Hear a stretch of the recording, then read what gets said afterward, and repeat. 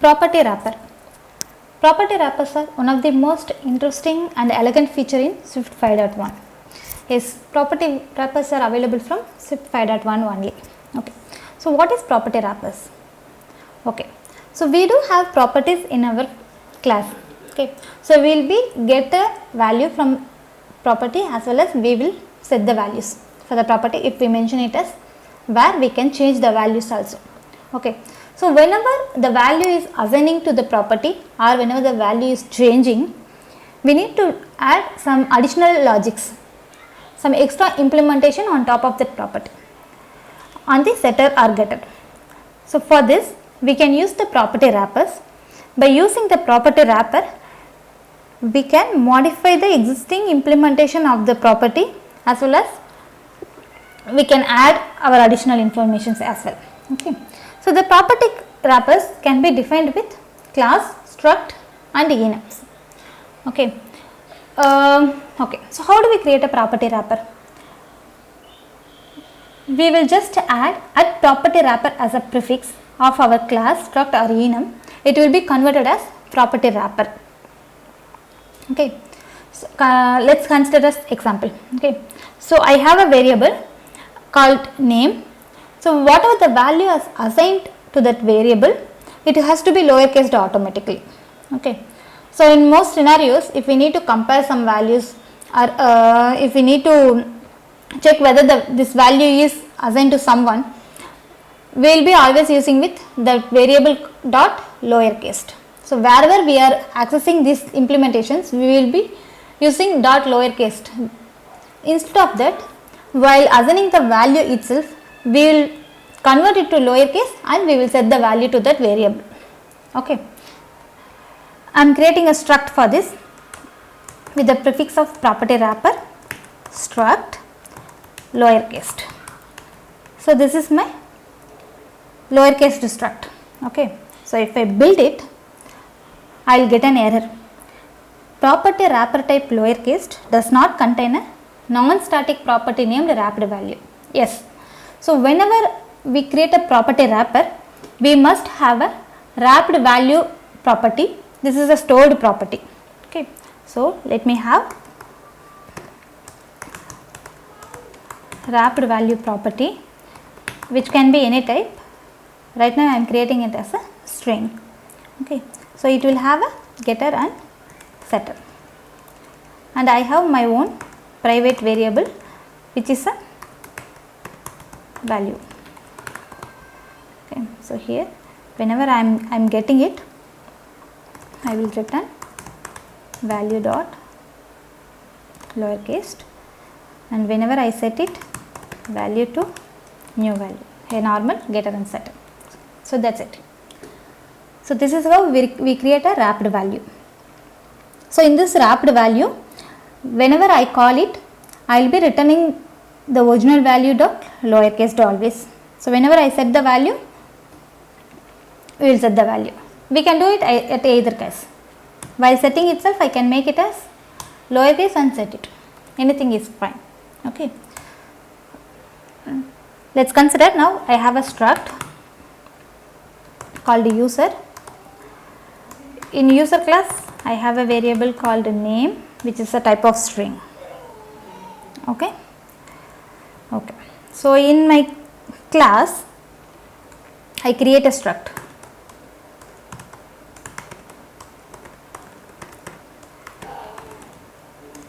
User of name. I can give some names. Okay. Swift. Like this I can use. So now whatever the value I set to name, it has to be automatically lowercase. For that, I can use this property wrapper as a prefix of my variable lowercase. So we will declare it like this at the lowercase. Lowercase this my name of struct. Okay. So here I mentioned, if you see here, cannot convert a value of type string to expected argument type lowercase. That is, if I try to remove it and add it again, if you see, it has the type of lowercase, but my type should be string in my case. So we must have a init method. So init method with the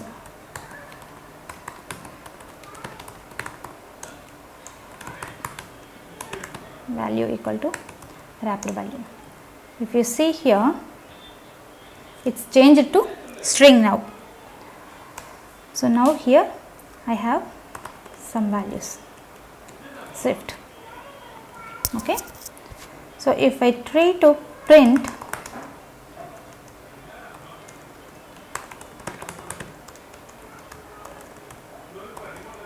user.name, and let's see what's happening. If you see here, it's been lowercase.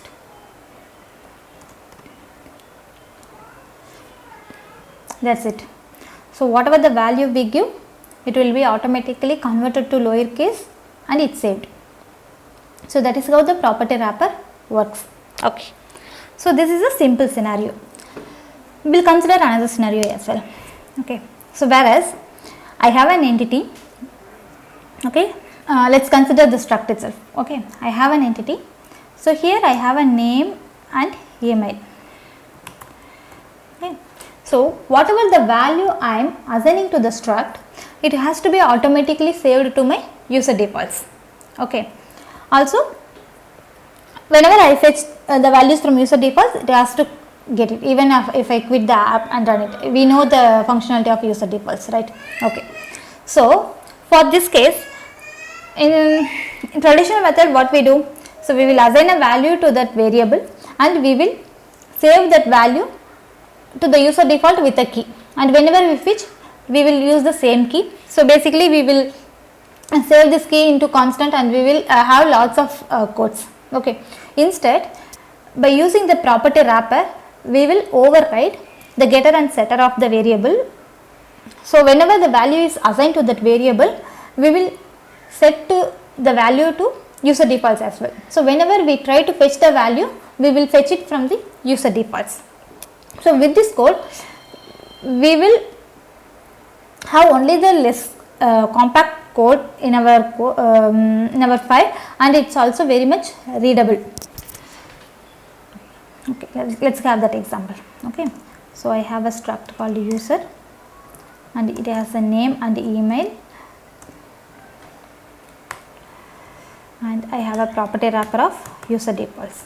Okay, struct, I am naming it as my user defaults. Okay.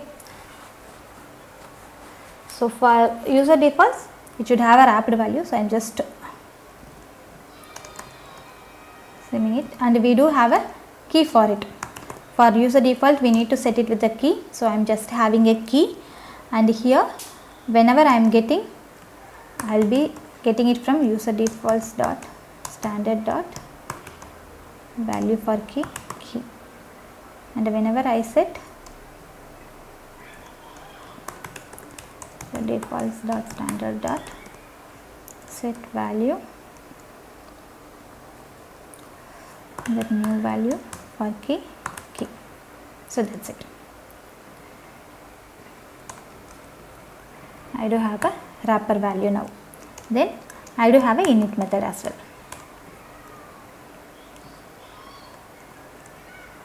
Same thing.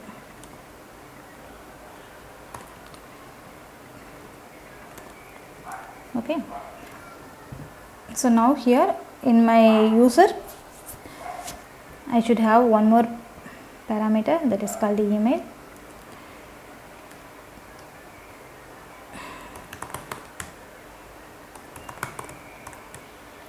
Let me have some sample emails. Okay. So here it's saying cannot convert the return type to any to string. Okay. So here has string. Okay. If we build it, I'm just having some optional values. So this is default errors we do get.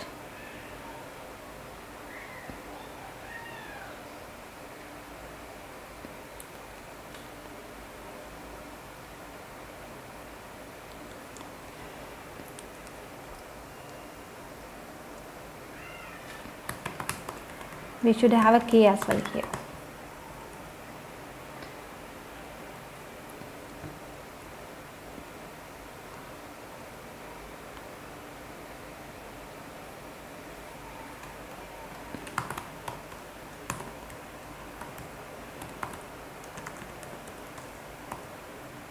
Okay, that's it. So now I mention these two properties as a property wrapper of my user defaults. Okay, so I can give my user defaults for this as well. Okay, now if you see here for that user,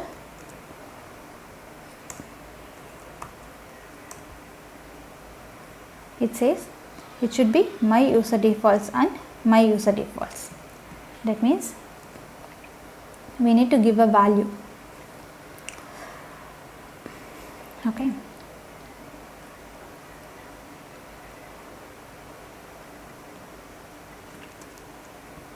so here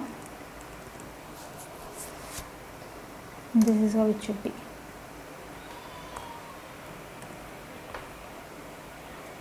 Okay, see, it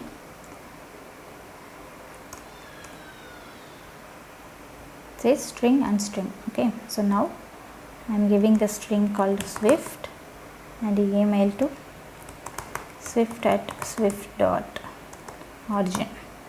Okay, so that's it. So here if I print a username and the email, so that email. Okay, so it's build succeeded. Now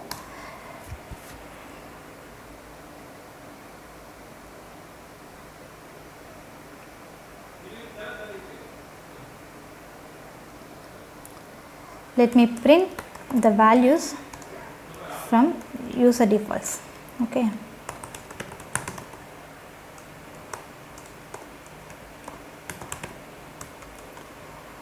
how do we print? User defaults dot standard dot value for key name.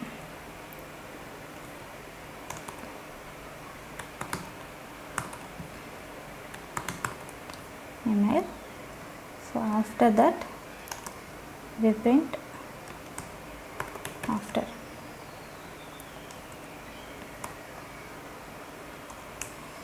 Okay, so let me run it and we see what are the values it's printing. If you see,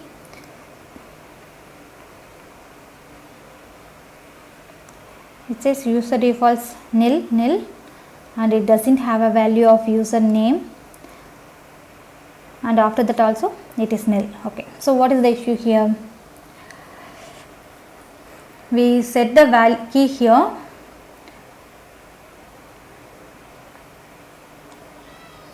but we have not assigned it. Okay, so if we debug it,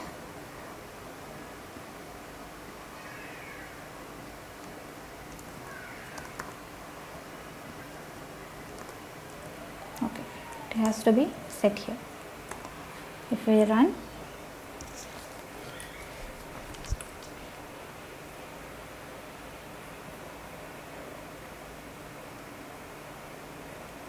if we see, the Swift is printed here. So the username is set and the email is set. Okay, and in user defaults we don't have a value. Okay, so why don't we have a value? We'll debug it again.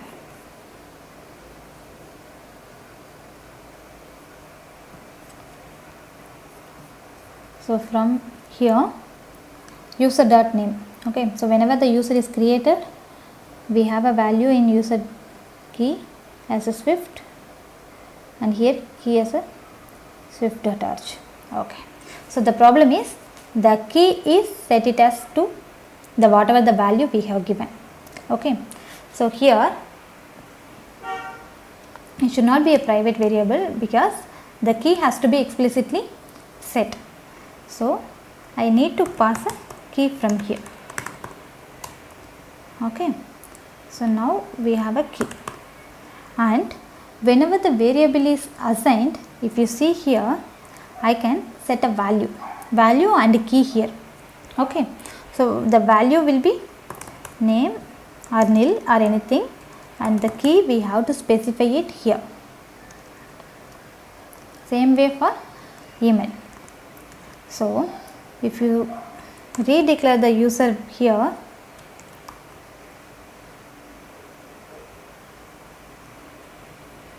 because the value is already assigned, if we see the build is succeeded. Now I have user dot name equal to Swift and user dot email equal to Swift at Swift dot origin. Okay, so let's debug now. Okay, so build is failed. Why? Okay, so it is a let. We change it to var.